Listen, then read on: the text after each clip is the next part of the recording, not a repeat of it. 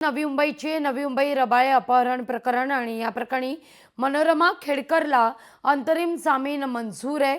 मनोरमा खेडकरला 13 ऑक्टोबरपर्यंत दिलासा मिळतोय। बेलापूर न्यायालयानं अंतरिम जामीन दिलाय। कोर्टात येऊन जामीन घेणार असल्याचं कळतंय। अधिक माहिती घेऊया आपल्या प्रतिनिधी भाग्यश्री प्रधान आचार्य यांच्याकडून। भाग्यश्री, अगदी थोडक्यात।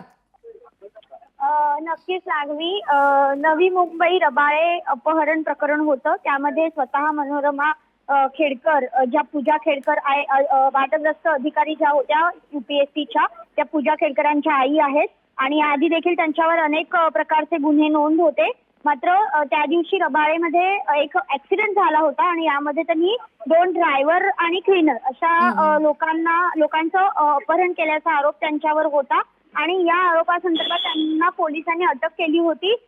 खरं तर तेव्हा देखील एक नाट्यमय चित्र रंगलेलं पाहायला मिळालं होतं। मात्र आता 13 ऑक्टोबर पर्यंत त्यांना अटक करता येणार नाहीये असं बेलापूर न्यायालयाने सांगितलेलं आहे आणि अटकेची परवानगी नसली तरी पोलिसांना तपास मात्र करता येणार आहे असं देखील न्यायालयाने स्पष्ट केलेलं आहे। भाग्यश्री, लोकशाही मराठी ऐका, पहा, जागरूक रहा।